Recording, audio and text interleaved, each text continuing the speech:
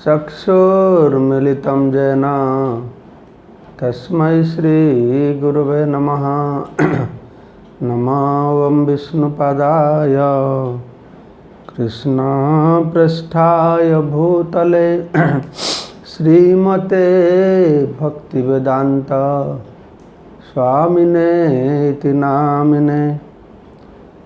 नमस्ते सरस्वती देवे गौरवाणी प्रचारिणे निर्विशेष शून्यवादी पाश्चात्य देशतारिणे। वाञ्छाकल्पतरुभ्यश्च कृपा सिन्धुभ्येव च पतितानां पावनेभ्यो वैष्णवेभ्यो नमो नमः। जय श्री कृष्ण चैतन्य प्रभु नित्यानंद श्री अद्वैत गदाधर श्रीवासादि श्री गौरभक्तवृंद। हरे कृष्ण कृष्ण कृष्ण हरे हरे, हरे राम राम राम हरे हरे। मुखं करोति वाचालं पंगुलं हैतगिरिं यत्कृपातमहं वन्दे परमानन्दमाधवं। श्रीगुरुदिनतरणं श्रीचैतन्यईश्वरं। আমরা শ্রীমদ্ ভাগবতম দ্বাদশ স্কন্ধ তৃতীয় অধ্যায় ভূমি গীতা থেকে শ্রবণ করছি। তো শিল সুখদেব গোস্বামী পরীক্ষিত মহারাজকে সত্য ত্রেতা দ্বাপর কলিযুগের সম্পর্কে বর্ণনা করছেন। আমরা কালকে শ্রবণ করলাম কিভাবে ধর্ম পূর্ণ চারিপাদ থাকে। তো এই ধর্মের চারটি স্তম্ভ আমরা আলোচনা করেছিলাম, তপস্যা, দয়া, সত্য আর হচ্ছে দান, দান বা সুচিতা। আর সত্য যুগে চারিপাদ এসব পূর্ণ মাত্রে থাকে। ত্রেতা যুগে 3 পাদ 1/4 কম পড়ে যায়। দ্বাপর যুগে 2 পাদ অর্ধেক কম পড়ে। আর কলিযুগে মাত্র 1 পাদ থাকে ধর্ম। ধর্মের এই সমস্ত গুণাবলীগুলি তপস্যা, সুচিতা, দয়া, সত্য ইত্যাদি মাত্র অল্প অবস্থায় থাকে। সেটা আবার বলা আছে যখন কলিযুগ এগোবে সেটাও নষ্ট হয়ে যাবে, সেটাও নষ্ট হয়ে যায়। তো কলিযুগের মানুষের, সত্য ত্রেতা দ্বাপর যুগের মানুষের লক্ষণ আমরা কালকে শ্রবণ করলাম। কিভাবে সত্যযুগের মানুষ তারা আত্মতৃপ্ত থাকে, দয়াশীল, সবাই প্রতি বন্ধুভাবাপন্ন, প্রশান্ত, ধীর, সহিষ্ণু। আর সে সময় তারা সমদর্শী, আত্মারাম। আর সত্যগুণের প্রভাব তখন বেশি। যখন সত্যগুণের প্রভাব বেশি তখন সত্যযুগ হয়। আর রজগুণের প্রভাব বেশি তখন তৃতীয় যুগ হয়। তো এই তৃতীয় যুগ যখন হবে তখন বোঝা যাবে যে রজগুণের প্রভাব বেশি। তো রজগুণ মানুষ কী করে না ভোগ করবে। তো সেই জন্যই এরা যজ্ঞ অনুষ্ঠান করে, তপস্যা করে, কিন্তু তাদের প্রতি তাদের ভোগের বাসনা থাকে। তারা প্রতিষ্ঠিত হবে, ভোগ করবে, এইসব জিনিস তাদের মধ্যে থাকে। তারপরে দ্বাপর যুগ হচ্ছে রজগুণ আর তমগুণ। আর কলিযুগ হচ্ছে শুধু তমগুণ। তো এরকম আর গতকালকে আমরা আলোচনা করলাম। তো একটা কথা বর্ণনা করা হয়েছে যে সত্যযুগ সত্যগুণ হলেও সবাই যে সত্যগুণের তা নয়, তাতেও অসুর থাকবে, অল্প রজগুণ তমগুণের প্রভাব থাকবে। ঠিক সেই রকম ত্রেতা যুগে, ত্রেতা যুগ রজগুণ হলো তখনও সাত্ত্বিক লোক থাকবে, কিছু তামসিক লোকও থাকবে। কলিযুগ তমগুণের হলো কিছু রজগুণ সত্যগুণ লোকও থাকবে, তার প্রভাব এরকম থাকবে। তো সেজন্য এখানে বলা হচ্ছে মন, বুদ্ধি আর ইন্দ্রিয় এই তিনটে প্রভবন্তী যদা সত্ত্বে মন বুদ্ধি ইন্দ্রিয়াণি চ, মন বুদ্ধি ইন্দ্রিয় তদা কৃত যুগম দিব্যাৎ জ্ঞানে তপস্বী যত রুচি। জ্ঞান আর তপস্যার প্রতি লোকদের রুচি থাকবে, পারমার্থিক জ্ঞান আর তপস্যা করবে, সত্যগুণে স্থিত হবে। মন, বুদ্ধি, ইন্দ্রিয় এই তিনটা সত্যগুণে স্থিত হবে। কারণ এই মন, বুদ্ধি আর ইন্দ্রিয় হচ্ছে কামের বাসস্থান। তাই গীতা কৃষ্ণ বলছেন ইন্দ্রিয়াণি মন বুদ্ধির অস্য অধিষ্ঠানমুচ্যতে এতৈর বিমোহয়তি এব জ্ঞানম আবৃতম দেহিনাম। এই ইন্দ্রিয়, মন আর বুদ্ধি এই তিনটে জিনিস, ইন্দ্রিয়, মন, বুদ্ধি এই তিনটে জায়গায় কাম বাস করে, কাম বাস করে মন জীবকে মোহিত করে। কিন্তু সত্যযুগে সত্যগুণ থাকবে, হ্যাঁ। আর সেই জন্যই তারা কামে নয়, তারা তপস্যার জ্ঞানে বেশি আনন্দ পাবে। এটা জ্ঞান, কামটা হচ্ছে অজ্ঞান, সত্যগুণটা আছে জ্ঞান। তো এটা হলো সত্য কৃত, কৃত মানে কৃত, কৃততে কৃতযুগ এখানে বলা আছে কৃতযুগ। তদা কৃত যুগম, কৃত মানে কৃত মানে করা হয়েছে, অনুষ্ঠিত হয়েছে, সম্পাদিত হয়েছে। না সমস্ত কর্তব্য, ধর্মীয় কর্তব্য কর্মগুলি ঠিকভাবে সম্পাদিত হয়, কৃত হয়, করা হয়, এটা হলো কৃতযুগ। কালকে আমি একটা বর্ণনা করেছিলাম, তা কৃতকৃত্য হয় লোকেরা সব সফল হয়, কৃতকৃত্য হয়। তাই তার সেই সত্যযুগের নাম হচ্ছে কৃতযুগ। তারপরে ত্রেতা যুগে কী হয় না, যদা কর্মসু কাম্যসু ভক্তির যশস্বী দেহিমান, তখন এই দেহধারী বদ্ধ জীব কী করবে না, ব্যক্তিগত যশ লাভের জন্য খুব নিষ্ঠাপরায়ণ হবে। যেরকম সত্যগুণে জ্ঞান আর তপস্যা, আর এখানে তো রজগুণ তৃতীয় যুগে। তাই ব্যক্তিগত যশ লাভের জন্য নিষ্ঠাপরায়ণ হয়ে তারা কী করবে না, তাদের কর্তব্য কর্ম সম্পাদন করবে যশ প্রতিষ্ঠার জন্য। তখন বুঝতে হবে এটা তৃতীয় যুগের লক্ষণ, তৃতীয় যুগের লক্ষণ। তো এই তৃতীয় যুগে তদা ত্রেতা রজবৃত্তি, রজগুণ এটা, হ্যাঁ, রজবৃত্তি ইতি জানিয়ে বুদ্ধিমান, যারা বুদ্ধিমান লোক, হ্যাঁ, বা বলছেন হে বুদ্ধিমান পরীক্ষিত মহারাজ, এটাকে জানবে যে এই রজগুণ, হ্যাঁ, ত্রেতা যুগ হচ্ছে রজগুণের যুগ। তারপরে দ্বাপর যুগ। তো দ্বাপর যুগের লোকেদের কীরকম হয়, মানে সত্যযুগটাতে গেল তপস্যার জ্ঞানের উপরে, কারণ সেখানে তো ধর্ম পূর্ণমাত্রা 4 পাদ রয়েছে, তপস্যা, সুচিতা, দয়া, সত্য বা দান পূর্ণমাত্রা রয়েছে। তৃতীয় আমরা দেখছি একটু আলাদা দিকে গেল, তো লাভ, হ্যাঁ, ব্যক্তিগত যশ লাভের তার চেষ্টা করে তৃতীয় যুগে। আর দ্বাপর যুগে আরও খারাপ। দ্বাপর যুগে বলা আছে কি, যদা লোভ তু অসন্তোষ মনঃ অহংকার দম্ভ অথ মশ্চর, এই সবগুলি খারাপ গুণ এসে গেল। লোভ থাকবে, অসন্তোষ, অহংকার, কপটতা, ঈর্ষা, মাশ্চর্যতা, ঈর্ষা থাকবে, হ্যাঁ, মাশ্চর্যতা, এইগুলো যখন প্রাধান্যতা লাভ করবে তখন কি হবে না, তখন এই স্বার্থপর কর্মের প্রতি আসক্তি বাড়বে। আমরা তো এইটাকে বলা হচ্ছে কি না রজ আর তমগুণের মিশ্র। তো দ্বাপর যুগ যখন আসবে তখন এই রজ আর তমগুণের প্রাধান্য যখন বৃদ্ধি পাবে তখন বোঝা যায় এটা হচ্ছে দ্বাপর যুগ।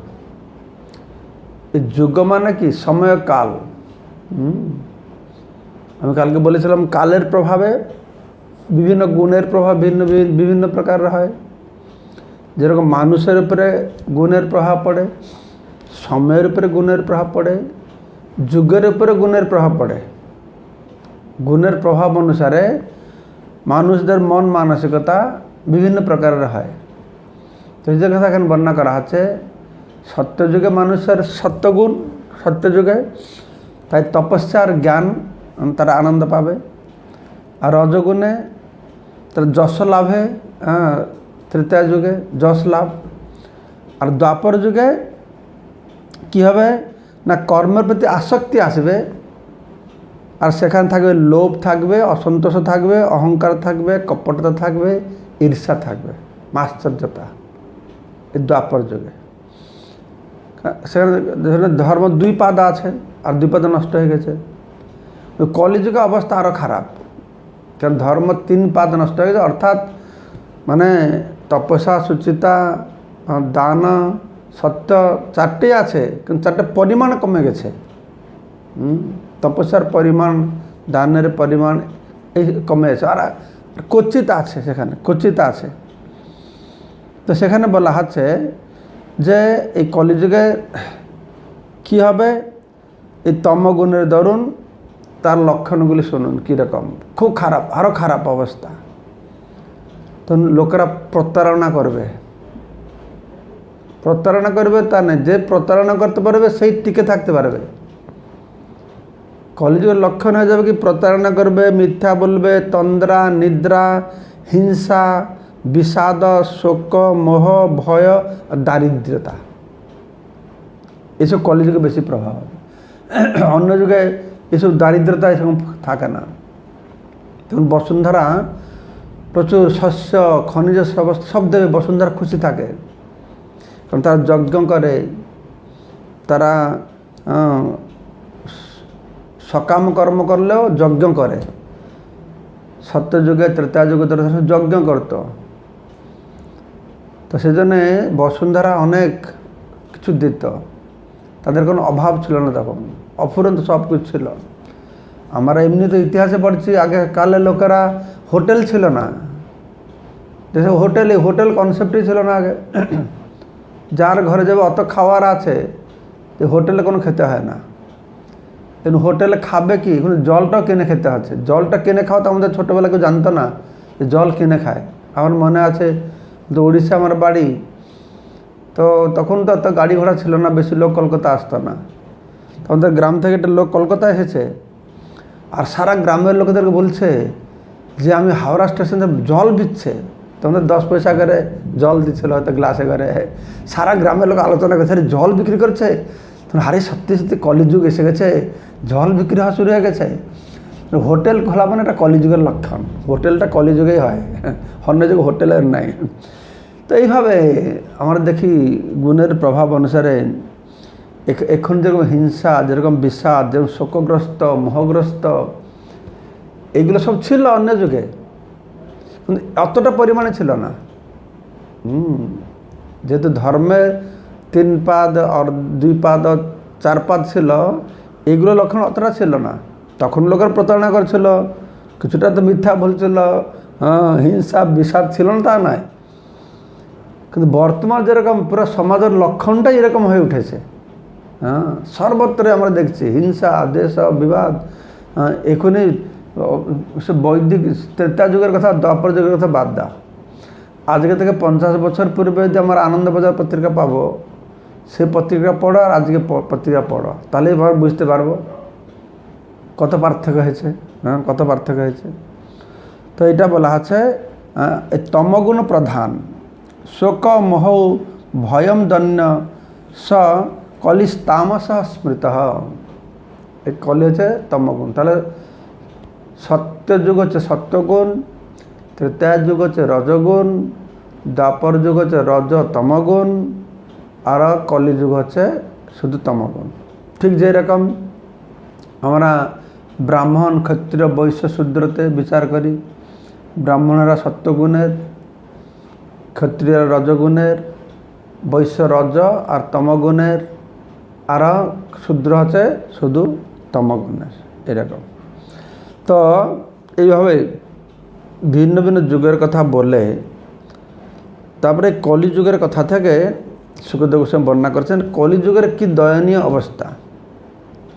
এই ভূমি গীতায় কলিযুগের এই যে লক্ষণ, মানুষের মন মানসিকতা, ব্যবহার, চিন্তা, তাদের রূপ এই কীরকম হবে এ কথা তিনি বর্ণনা করছেন।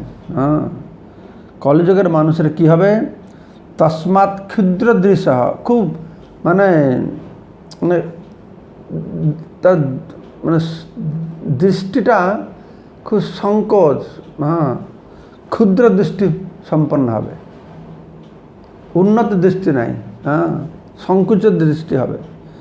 তস্মাৎ ক্ষুদ্র দৃশ্য, ক্ষুদ্র দৃশ্য মর্তে হয়, মানুষের দৃষ্টিভঙ্গিটা অত্যন্ত সংকুচিত হবে, ক্ষুদ্র হবে। আর কি না ক্ষুদ্র ভাগা, মর্ত্যা, এখানে তস্মাৎ ক্ষুদ্র দৃশ্য ক্ষুদ্র ভাগ্য, ভাগ্যটা খুব খারাপ, হতভাগ্য। মন্দ সুমন্দ মত মন্দ ভাগ্যাহে উপদ্রিত, কলিযুগের লক্ষণ বর্ণনা করা আছে। মন্দ মন্দ খুব লেজি, আলসি হবে লোকেরা, শারীরিকভাবে খুব আলসি হবে। আর কেউ শারীরিকভাবে আলসি নয়, শরীর তাগড়া আছে কিন্তু মনটা আলসি আছে, সুমন্দ মতয়। আবার কেউ শরীর শক্ত আছে, মনও শক্ত আছে কিন্তু মন্দ ভাগ্য। মন্দ ভাগ্যটা মানে কি? মন্দ ভাগ্য মানে কি? ভাগ্য মানে কি বলে আমার বলেছে, ও খুব ভাগ্যবান ব্যক্তি, ওর ঘর বাড়ি, ছেলে মেয়ে, বউ, চাকরি, কত মানে ওর ভাগ্য খুলে গিয়েছে। লোকেরা মনে করে এইগুলি থাকলে ভাগ্য, কিন্তু না, এটা ভুল ধারণা। টাকা পয়সা, ঘর বাড়ি, সম্পদ এটা সৌভাগ্যের লক্ষণ নয়। সৌভাগ্যের লক্ষণ কি না সাধু দর্শন, সাধু সঙ্গ। তো কলিযুগে এটা হচ্ছে ক্ষুদ্র ভাগ্য, মন্দ ভাগ্য হি উপদ্রুত। মন্দ ভাগ্য মানে কি সাধু সঙ্গ পাবে না। কলিযুগে সাধুর সংখ্যা খুব কম, বহুত কম। তাই কলিযুগে মানুষকে মন্দভাগ্য বলে। টাকা পয়সা ঘর বাড়ির অভাবে ধরুন মন্দভাগ্যটা মন্দভাগ্য নয়। মন্দভাগ্যটা হচ্ছে কি না এই ক্ষুদ্র ভাগ্য হচ্ছে হতভাগ্য, মন্দভাগ্য, যে কলিযুগে সাধুর সঙ্গে খুব দুর্লভ। তত্রাপি দুর্লভং মন্যে বৈকুণ্ঠ প্রিয় দর্শনম, ভগবানের ভক্তের দর্শন করা খুব দুর্লভ হয়। তা এখানে বর্ণনা করা হচ্ছে ক্ষুদ্র ভাগ্য। কিন্তু মহাসন, মহাসন মানে অসন মানে খাবে, বেশি করে খাবে। মহাসন এখানে বলা আছে না যে কামেশ ক্রোধেশ রজগুণ সমুদ্ভব মহাসন মহাপাপনা বিদ্যানং ইহ বরিণং। মহাসন মানে কি বেশি খাবে, সর্বগ্রাসী, সব কিছু খাবে, যা পাবে তা খাবে। কলিযুগের মানুষটা কীরকম, যেরকম পশু, প্রত্যেক পশু কীট সবার নির্দিষ্ট খাবার আছে। গাভী ঘাস খাবে, গাভী মাংস খাবে না। বাঘ মাংস খাবে, বাঘ ঘাস খাবে না। কিন্তু মানুষ ঘাসও খাবে, মাংসও খাবে, সব কিছু খাবে, সব কিছু খেয়ে যাবে, সব কিছু খেয়ে যাবে। সর্বগ্রাসীর মতন একটা মহাসন, মানে খুব খাবে, কোনো বাদ বিচার নেই। কুখাদ্য, সুখাদ্য, অখাদ্য কোনো বিচার নেই। অন্য সবার বিচার আছে। অন্য সমস্ত পশু পাখি যার শরীরে যেটা জুত প্রকৃতিকে ঠিক করে দিয়েছে, প্রকৃতির নিয়ম মেনে তা চলে। বাঘ কী খাবে, বাঘ তার প্রকৃতি ঠিক করে দিয়েছে। হাতি কী খাবে, প্রকৃতি ঠিক করে দিয়েছে। সবার নিজের খাবার ঠিক করে দিয়েছে, তারা সেটা মেনে থাকে। পশুরা প্রকৃতিকে মানে, মানুষের অতি বুদ্ধিমত্তা তো তার প্রত্যেকে মানে না, সব কিছু খায়। আর বিশেষ করে চাইনার লোক, চায়নার লোকে যে কী খায় না খায় আগে তো বেশি জানতাম, এখন তো সবাই জেনে গেছে। সে বাঁদুড়ি থেকে শুরু করে, সাপ থেকে শুরু করে, ইঁদুর থেকে শুরু করে, আরশোলা, এই আরশোলার বড় বড় ফ্যাক্টরি আছে ওদের, শুধু আরশোলা তৈরি করে, কোটি কোটি আরশোলা জন্ম করে আর সারা পৃথিবীতে বিক্রি করেছে আরশোলা। হ্যাঁ, আরশোলা মানে হচ্ছে ককরোচ, ককরোচ ককরোচগুলো তারা বিক্রি করে, ভেজে ভেজে তারা খায়। ইঁদুর খায়, ব্যাঙ খায়, কুকুর খায়, সব তো খেয়ে ফেলে, যা জিম্মতে দেখে খেয়ে ফেলে। এই যে কলিযুগের লক্ষণ একটা। হ্যাঁ, সেদিন আমাদের ভক্তরা জোকিং করে বলে যে চাইনার লোক আকাশে যা উড়ে সব ধরে খায়, শুধু এরোপ্লেনটা খেতে পারে না, এরোপ্লেন ছাড়া সব খায়।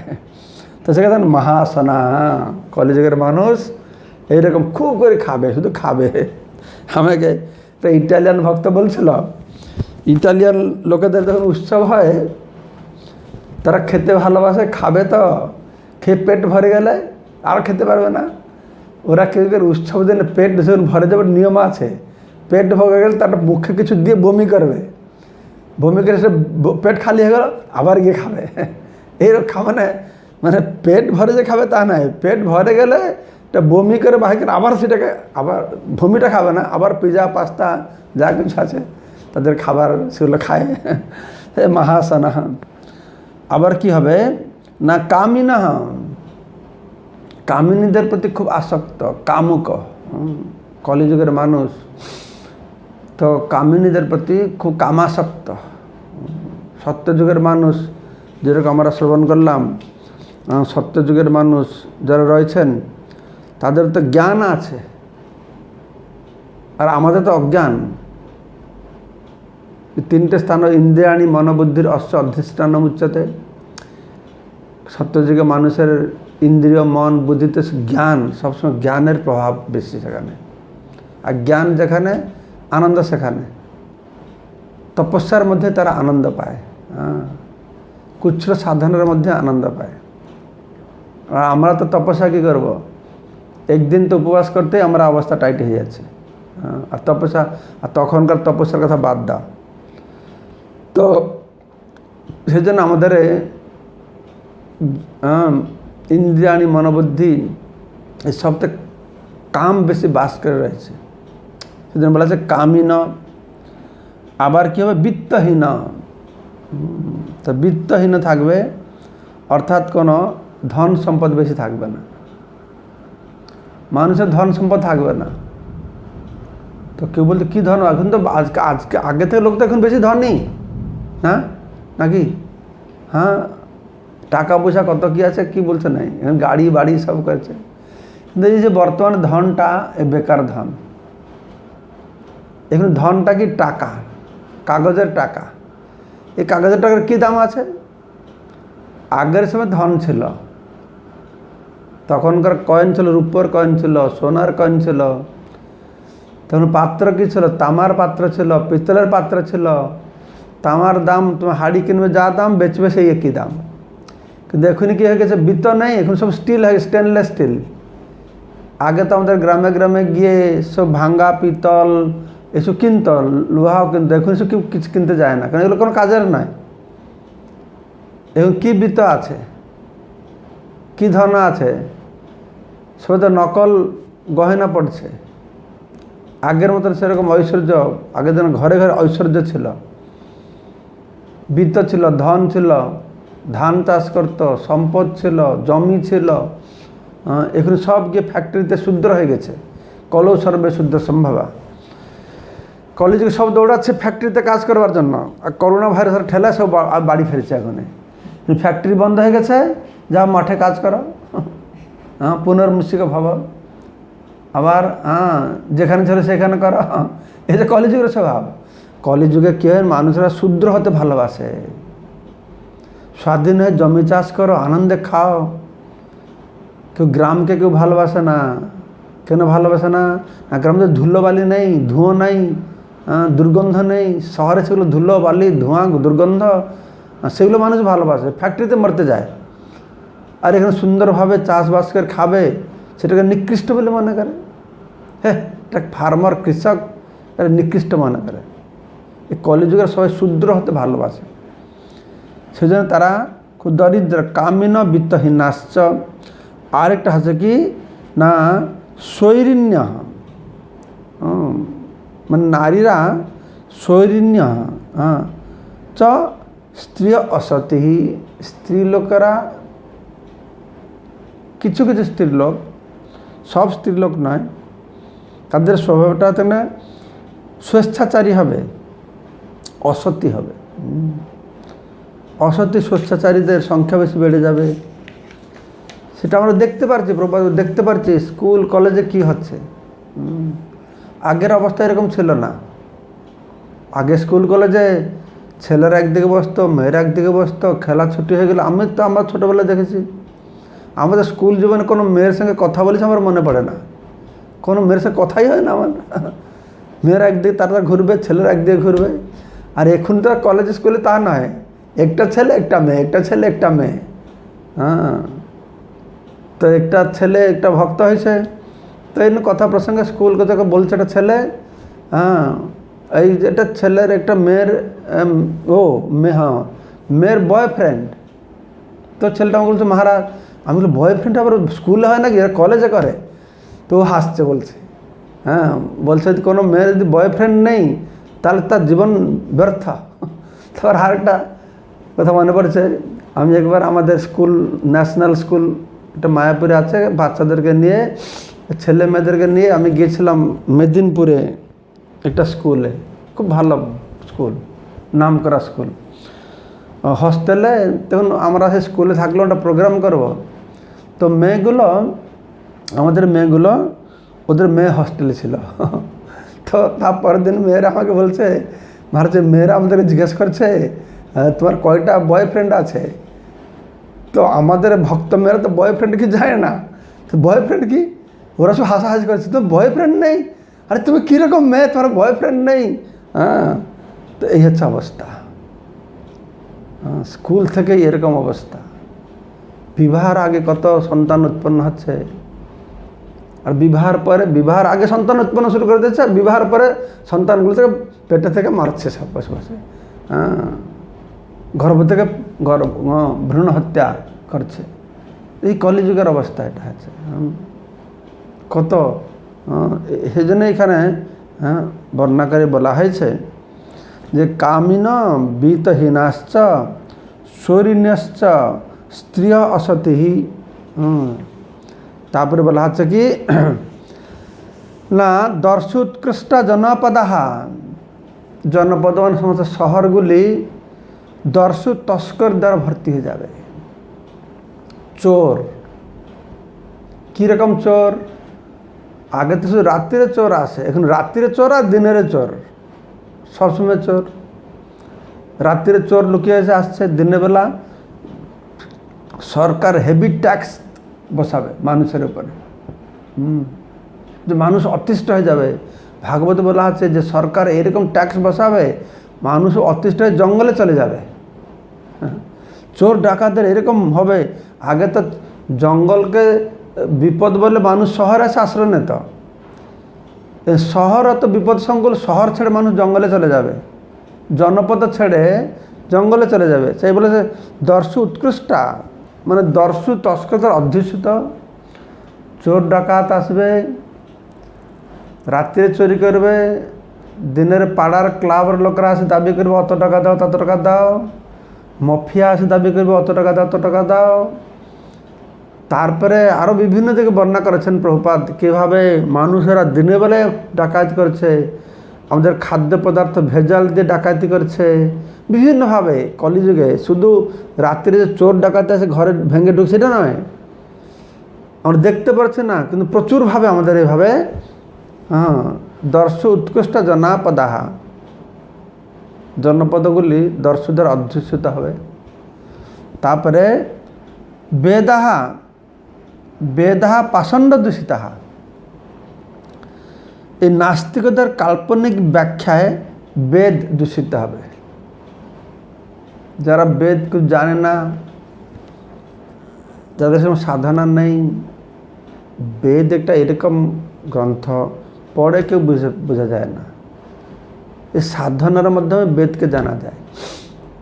আগের যুগে সব কিছু সাধনার মধ্যে হাসল হতো। যেরকম এটা বাদ্যযন্ত্র সাধনা করে ভালো গায়ক হতো, ভালো বায়ক হতো। এখন তো সব ডিজিটাল হয়ে গেছে। আগে সব ব্যানার লিখতো, এখন ফ্লেক্সি হয়ে গেছে। এখন মানুষের মধ্যে সে সাধনা নেই, সাধনা করে নৃত্য শিখবে, সেগুলো আস্তে আস্তে কমে যাচ্ছে। এই যে সিনেমায় ডান্স দেখাচ্ছে, কী ডান্স, হাত পা ছাড়ছে শুধু বসে বসে, হ্যাঁ এইটা ডান্স হয়েছে, কোনো সাধনা নেই। তো সেক্ষেত্রে এখানে বর্ণনা করা হয়েছে যে বেদকে যারা নাস্তিক তারা বেদের ব্যাখ্যা করবে। হ্যাঁ, তো সেটাই হয়ে গেছে এখন বর্তমান। আধ্যাত্মিকেরা, স্কুল কলেজ বড় বড় প্রফেসর, তারা সব শাস্ত্র ব্যাখ্যা করছে। আমি দেখেছি আমাদের ওড়িশাতে, বেঙ্গলে MA PhD করে চৈতন্য চরিতামৃতের উপরে, ষট সন্দর্ভের উপরে PhD করে অত তত্ত্ব জানে। তো আমাদের অনেক সন্ন্যাসীরাও জানে না, কিন্তু অত তত্ত্ব জানবে চৈতন্য চরিতামৃতের উপরে, কিন্তু মহাপুরুষকে ভগবান বলে মানতে পারে না। এই যে কলিযুগের লক্ষণ। তারাই সব বেদের ব্যাখ্যা দেবে, কাল্পনিক ব্যাখ্যা দেবে। আমাদের বেদ व्याख्या दिए ना कैसे, मैक्स मुलर, सुना तुम? मैक्स मुलर एक विदेश का लोग है, लंदन का, वो वेद का व्याख्या दिया और ऐसा व्याख्या बनाया सारा जगत, सारा पृथ्वीर पक्षे हिंदू धर्मटा कतटा निकृष्ट सेटा बर्णना करेছে। तो सेटा तार ज्वलंत दृष्टान्त। हाँ, জাকির নাগ তো মুসলমান লোক, সে তো বলবেই, আলাদা ব্যাপার। সেটাই জাকির নাগ যেরকম ঠিক বলেছে, এইসব পুরাণ থেকে ব্যাখ্যা দিচ্ছে। হ্যাঁ, তো ভগবানের শরীর নেই, হ্যাঁ, সে বলছে কি ওটা প্রতিমা, নাস্তি পূজা, নাস্তি কোথাও একটা পেয়ে গেছে, সে সব জায়গায় বলছে হিন্দুরা পূজা করে, বেদেতে নাই। আরে বেদ যে লিখেছেন ভাগবতে, পুরাণে অত পূজার কথা বর্ণনা করা আছে, বিগ্রহ পূজা, আর সে বেদের ব্যাখ্যা করবে, ও পুরাণের ব্যাখ্যা করবে। হ্যাঁ, আর তাকে গিয়ে লোক শুনছে, জাকির নায়কের কথা শুনছে, হিন্দুরা শুনে সব অন্য দিকে। এগুলো তো জাকির নায়কের দোষ নয়, এটা কলিযুগ। কলিযুগ তাকে জন্ম দিয়েছে। জাকির নায়কে কলিযুগ উদ্ভব করেছে, যে সমাজকে সম্পূর্ণরূপে মানুষকে ধর্ম থেকে ভ্রষ্ট করাবে। এটা কলির এটা হচ্ছে কলির সব এক একটা ব্রাঞ্চ। মানুষকে নাস্তিক, নাস্তিক তার কাল্পনিকভাবে ব্যাখ্যা করে বেদকে দূষিত করছে, এরকম করে। বেদাহা বেদাহা পাশসু দূষিতা, পাষণ্ড দূষিতা, নাস্তিকগণদের দূষিত হবে। তারপরে রাজনশ্চ প্রজাভক্ষা, রাজারা প্রজাদেরকে খাবে, মানে সর্বশান্ত করবে। আর এইটা কি আর বর্ণনা করতে হয়? আমাদের প্রতিদিন খবর কাগজে পড়ছি আমাদের রাজনৈতিক নেতারা কী লুটপাট করে নিয়ে যাচ্ছে। হ্যাঁ, গরিব লোকেরা কিছু সাহায্য পাচ্ছে।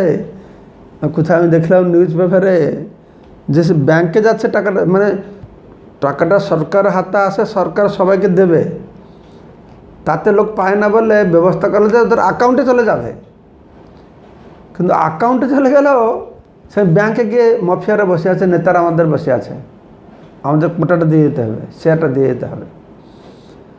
তো এইখানে বলা আছে কি, হ্যাঁ, রাজনশ্চ প্রজাভক্ষা, রাজারা প্রজাদেরকে এভাবে ভক্ষণ করবে। রক্ষক সেই ভক্ষক হবে, যে রক্ষক সেই ভক্ষক হবে।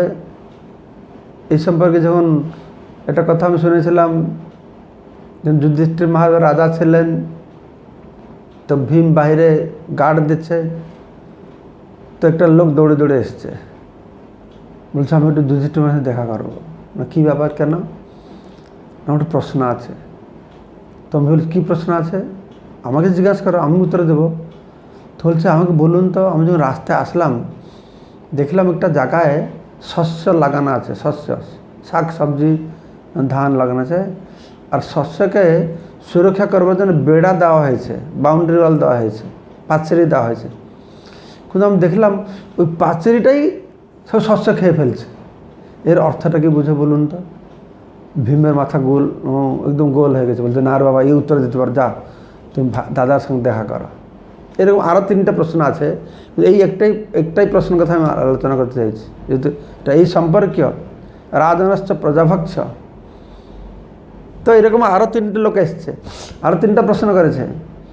তো তারা গিয়েছে ভিতরে, কেউ আর ফিরছে না। তখন ভীমসেন চিন্তা, কী ব্যাপারে ফিরছে না কেন? তো ভিতরে গেল, তো ভিতরে গিয়ে জিজ্ঞেস করলো যুধিষ্ঠির মহারাজকে যে কী ব্যাপার, 4জন লোক আসলো, তারা কোথায় গেল? যুধিষ্ঠির মহারাজ বলছেন 4জন লোক, কেউ তো আসে না। হ্যাঁ, 4জন লোক 4টে প্রশ্ন নিয়ে আসলো। 4টে প্রশ্ন কে নিয়ে আসলো না, একটা লোক প্রশ্ন করলো যে পাঁচারিটা সব শস্য খেয়ে ফেলছে। দ্বিতীয় লোকটা প্রশ্ন করলো, একটা লোক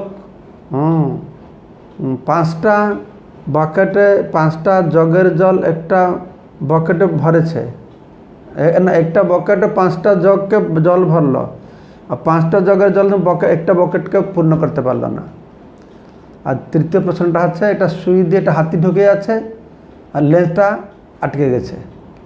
আর চতুর্থ প্রশ্ন করলো, একটা খুব পাতলা খুব সরু সুতো দিয়ে একটা বিরাট পাথরকে বেঁধে নিচে গিরিয়ে দিয়েছে, ফেলে দিয়েছে। তখন যুধিষ্ঠির চিৎকার করছে, এই কোথায় গেল, ধরো ধরো ধরো।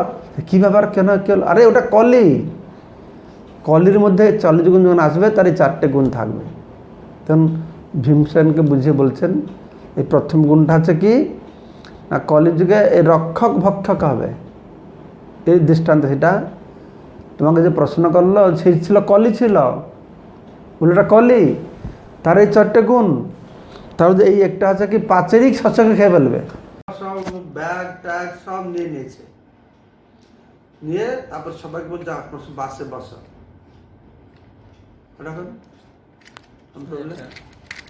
এটা মেমোরি ফুল হয়ে গেছে, মেমোরি ফুল হয়ে গেছে। ওহো, ফেসবুক চলছে। তো সেটা হচ্ছে কি, তখন সব বাক্সটাগুলো বাহির করে লোকদের তো যা বাসে বসা। তারা বাসে বসে আছে, খুব দুঃখ হয়ে পেয়ে গেছে যে আমাদের সব নিয়ে গেল। কিছু সময় পরে একটা ডাকাত এসেছে, বলছে তোমরা সবাই বাস থেকে নেমে চুপ করে নিজের নিজের লগেজ সব ফেরত নিয়ে যাও। সবাই আশ্চর্য হয়ে গেছে, কী ব্যাপার, এটা ডাকাত আমাদের লগেজ যেন ফেরত দিচ্ছে কেন, এটা সুবুদ্ধি হলো কী করে? তো একটা প্যাসেঞ্জার একটা ডাকাতকে জিজ্ঞাসা করলো চুপে চুপে যে কী ব্যাপার, আপনি তো সব নিয়ে গেলেন, আবার ফেরত দিচ্ছেন কেন? ডাকাতটা বললো, দেখো আমরা তোমাদের সব জিনিসটা নিলাম, যে এগুলো আমরা যে ক্যালকুলেশন করতে দেখলাম, এই যা জিনিস আছে এই মাত্র 20-30 লাখ টাকার হবে, কিন্তু আমাদের পুলিশের কন্ট্রাক্ট আছে, একটা বাস আমরা ডাকাতি করলে 50 লাখ টাকা দিতে হবে। তো এখন যদি আমরা ডাকাতি করি, কালকে পেপারে বেরোবে এই বাস ডাকাতি হয়েছে, তো পুলিশ আমাদের কাছে পৌঁছে যাবে, 50 লাখ টাকা দাও, তো আমাদের তো লস হয়ে যাবে। 50 লাখের জিনিস নেই এখানে, তাতে তোমরা এগুলো সব নিয়ে যাও। কিন্তু এটা কি পেপার না বেরোয়, তারপরে সকালে সব পেপারে বেরোলো।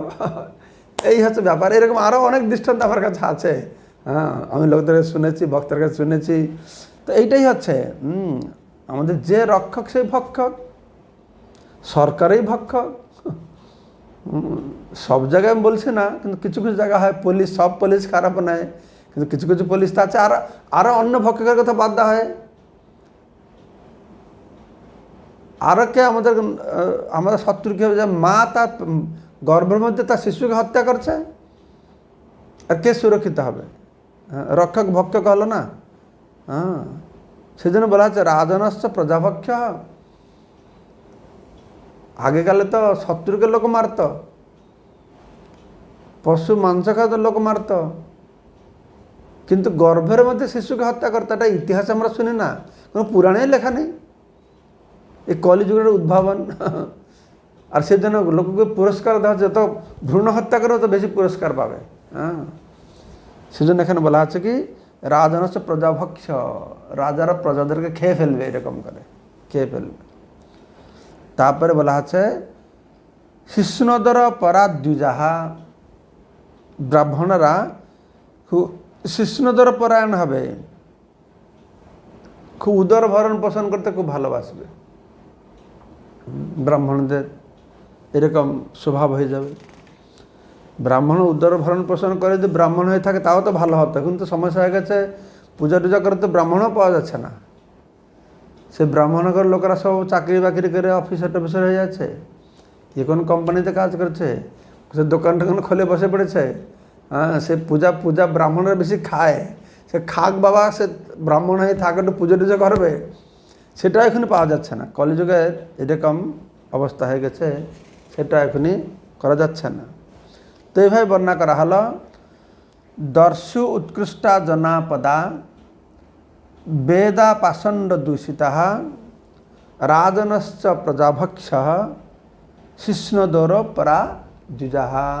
এগুলি কলিযুগের লক্ষণ হবে। তারপরে আমাদের যে 4টে আশ্রম রয়েছে, ব্রহ্মচারী, গৃহস্থ, বানপ্রস্থ আর সন্ন্যাস। সে কেউ ব্রহ্মচারী হতে পারে গুরুগৃহে থেকে, বা কেউ গুরুগৃহে থেকে ব্রহ্মচারী না হলেও সে ব্রহ্মচারী মানে কি, যারা শিক্ষা গ্রহণ করে তারা ব্রহ্মচারী। 25 বর্ষ পর্যন্ত পড়াশোনা করবে, ব্রহ্মচারী থাকবে, তারপরে গৃহস্থ হবে, তারপরে বানপ্রস্থ নিয়ে জঙ্গলে যাবে। বানপ্রস্থ মানে কি, স্বামী স্ত্রী আলাদা থাকবে, ঘর থেকে জঙ্গলে যাবে, তারপরে সন্ন্যাস নেবে।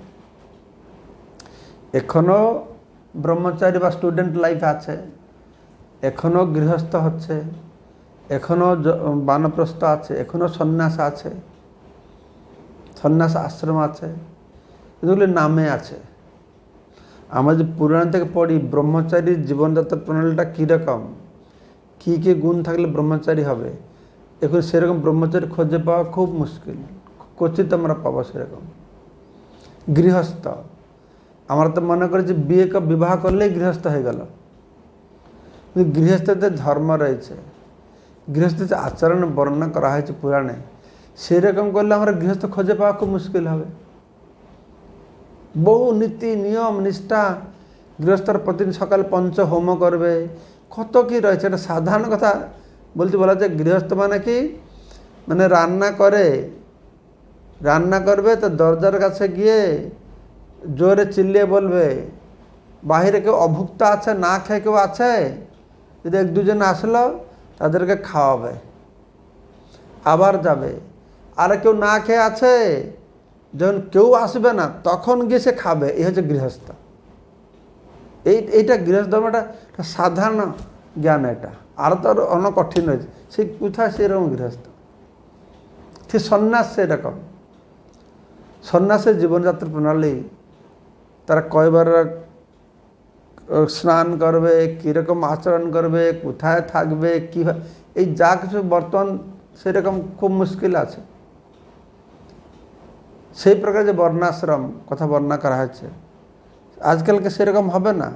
হ্যাঁ, তো এখানে বলা হচ্ছে কি, অব্রতাহা বটব অশৌচাহা। তারা বটব মানে কি, যারা ব্রহ্মচারী, তার নিজের ব্রত পালন করতে পারে না, আর অশুচি থাকে, অপরিষ্কার। প্রভুপাদ বলছেন এই ব্রহ্মচারীদেরকে স্টুডেন্টদের সঙ্গে তুলনা করে প্রভুপাদ বলছেন যে কীভাবে স্টুডেন্ট লাইফে কেউ ব্রহ্মচর্য রক্ষা করছে না, আরও সুন্দর বর্ণনা দিয়েছেন। আর হস্টেল ঘরগুলো কিছু অপরিষ্কার তারা রাখছে, অশুচি আর অব্রতাহা। তার ঠিক ব্রত মানে যে ব্রত মানে কি শপথ করে থাকে, সেটাকে পালন করতে অক্ষম হয়, ভাও ব্রত অক্ষম হয়, আর অশুচি থাকে। অব্রতাহা বটব অশৌচাহা ভিক্ষব চ কুটুম্বী। কুটুম্বী মানে যারা গৃহস্থরা কী করে, তারা ভিক্ষা করতে আগ্রহী। গৃহস্থর কাজ হচ্ছে ভিক্ষা দেবে, গৃহস্থরা ভিক্ষা করছে ঘুরে ঘুরে, বিভিন্নভাবে গৃহস্থরা তারা গিয়ে ভিক্ষা করছে। তপস্বিন গ্রামবাসী, যারা বানপ্রস্থী জঙ্গলে থাকার কথা, তারা গ্রামে থাকবে। ন্যাসিন অত্যর্থ লোলুপাহা, সন্ন্যাসীরা সন্ন্যাস বেশ ধারণ করে নিজেকে আমি ভগবান, আমি এই গুরু, আমি সেই গুরু, এরকম দেখিয়ে লোকেদেরকে ঠকে অনেক টাকা জোগাড় করবে। এই যে কলিযুগের এটা লক্ষণ।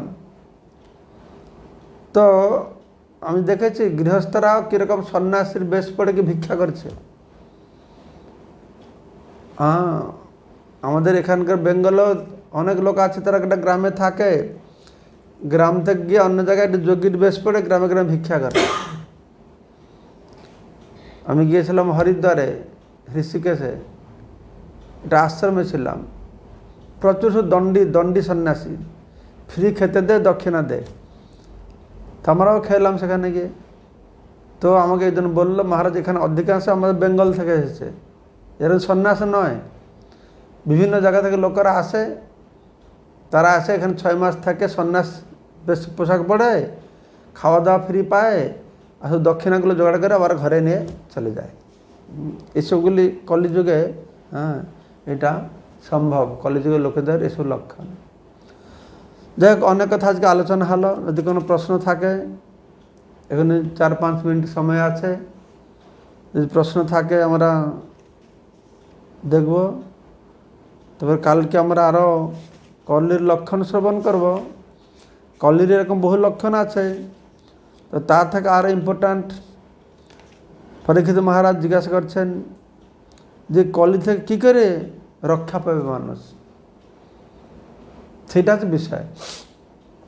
কলির যে লক্ষণ, কলির যে প্রভাব, সেটাকে এড়ানো আমাদের পক্ষে অত সম্ভব নয়। আমরা সবাই কলি কবলিত,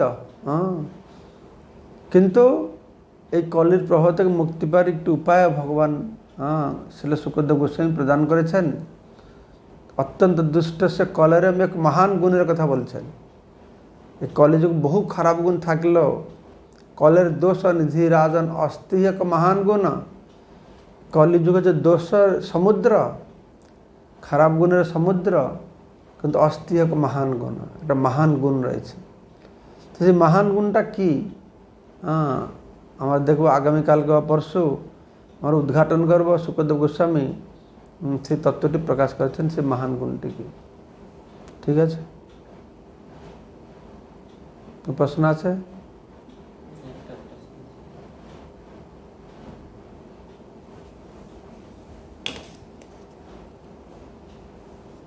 বিক্রম মন্ডল, এত বদ্ধ এর মধ্যে মনকে কিভাবে স্থির রেখে হরিনাম করব? যখন এই কথা শুনি তখন মনে হয় আমরা এত হরিনাম করছি তো কোনো কাজেরই নয়। আমার এই চিন্তা কিভাবে দূর হবে? শোনো, এই হরিনামটাই আমাদের একমাত্র সম্বল। যেটা বলছিলাম, অত্যন্ত দুষ্ট সে কলরম এক মহান গুণ। এই কলিযুগের অত্যন্ত বহুত খারাপ গুণ হয়। একটা মহান গুণ কি আছে না, কীর্তনাদ এবং কৃষ্ণ সে মুক্ত সঙ্গ পরম ব্রজেত। এই হরিনামে একমাত্র আমাদের সম্বল এই কলিযুগে। তো এই সমস্ত কি প্রথম লাইনটা কি ছিল?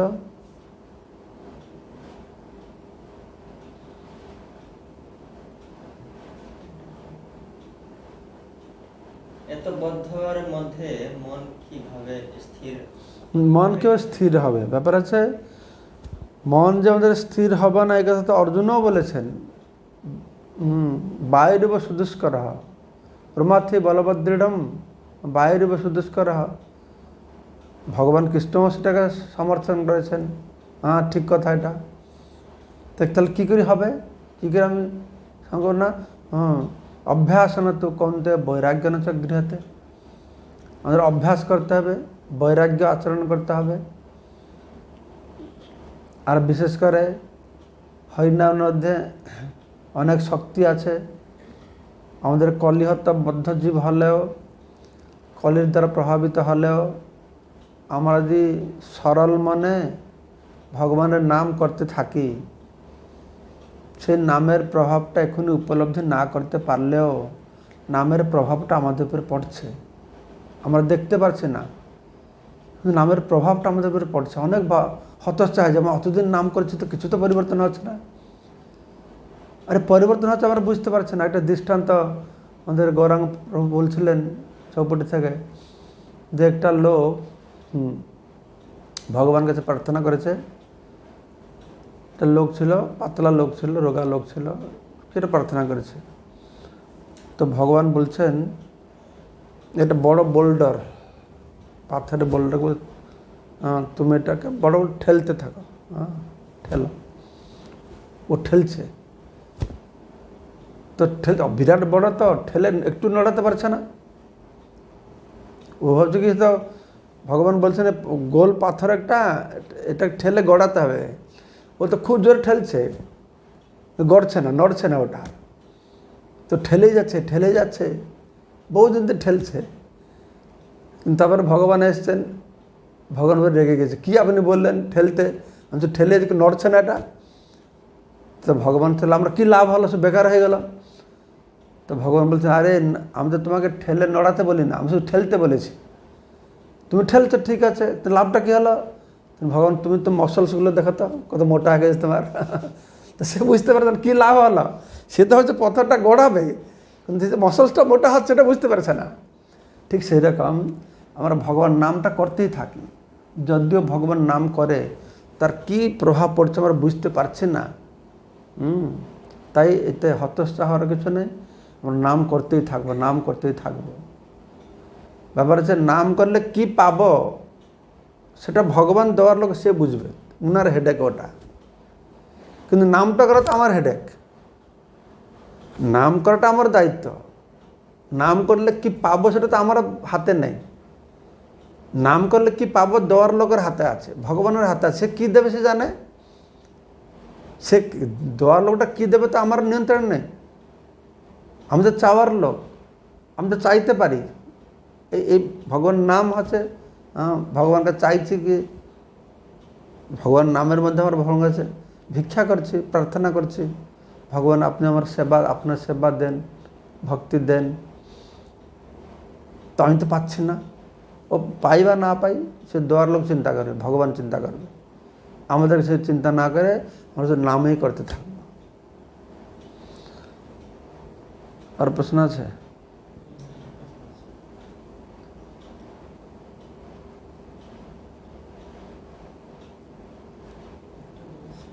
টাইম হয়ে গেল। প্রশ্ন একটা আছে ব্যাঙ্গালোর থেকে, মাতাজি ফোন করেছে। আমরা বৈষ্ণবদের সাথে সরাসরি কোন কথা বললে? তোমার বাংলাটা খুব ভালো, আমাকে দেখাও পড়ি না।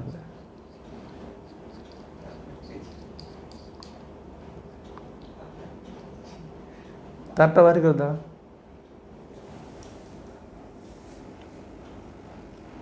আমরা বৈষ্ণবদের সাথে সরাসরি কোন কথা বললে,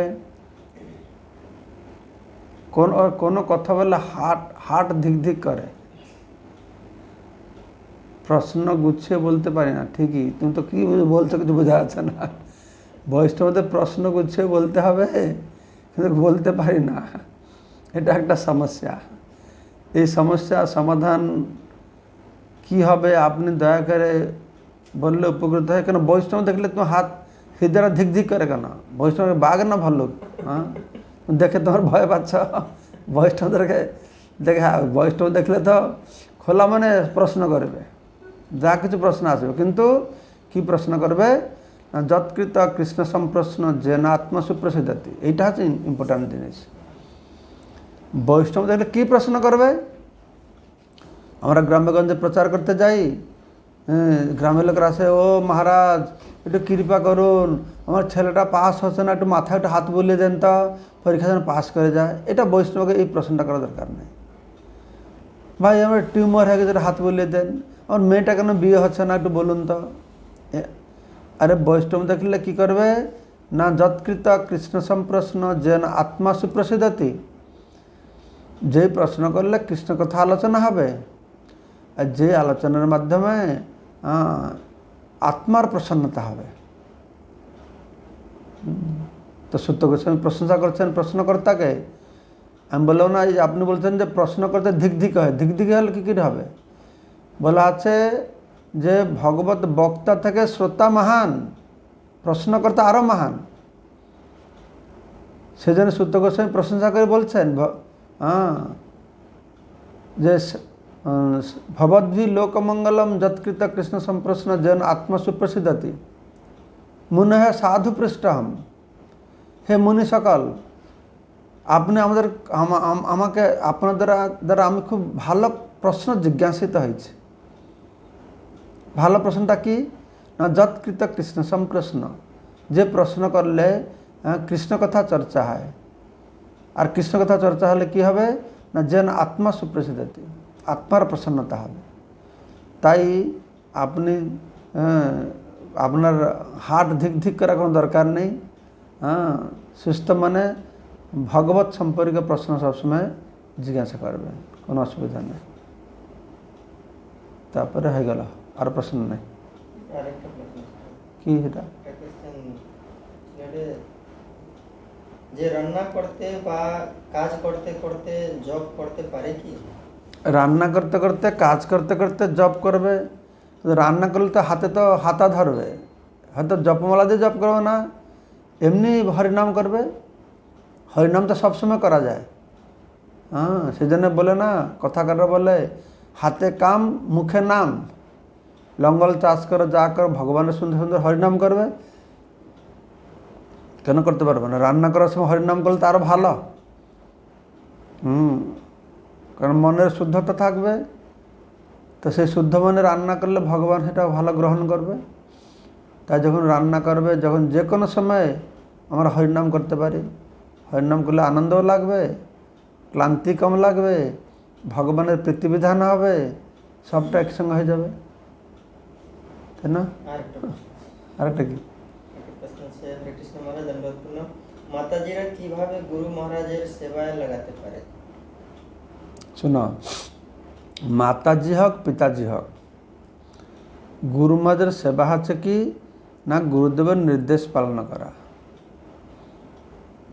তো আমরা গুরুদেব নির্দেশ পালন করব। গুরুদেব তো 16 মালা জপ করো, 4টে নিয়ম পালন করো, মঙ্গল আরতি করো, প্রসাদ পাও, সেভাবে সেবা করতে পারবো। আর যদি এমনি কিছু গুরু মহারাজের সেবা মানে ওনাকে সেবা ডাইরেক্ট করতে, সেটা গুরুদেব প্রসাদে রান্না করতে পারি। প্রসাদে রান্না করতে পারে মাতাজিরা সুন্দর। মাতাজিদের যে গুণ আছে, সেই গুণ দিয়ে সাধুগুরু বৈষ্ণব তারা সেবাকে তারা রান্না করতে পারে। রান্না করে ভগবানকে ভোগ নিবেদন করে তারা গুরুদেবের সেবা করবেন, বৈষ্ণবদের সেবা লাগাবেন। আর গুরুদেবের সেবা কি? গুরুদেবের সেবা মানে কি? গুরুদেবের সেবা মানে কৃষ্ণের সেবা। গুরু কখন চায় না যে আমার সেবা করো সবসময়।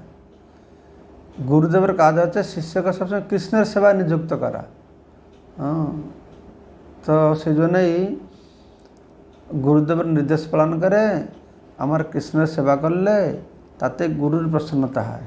ঠিক আছে, হয়ে গেল। হরে কৃষ্ণ, ধন্যবাদ। জয় শ্রী প্রভুপাদ কি জয়, শ্রীমদ্ ভাগবতম কি জয়। হরি বল।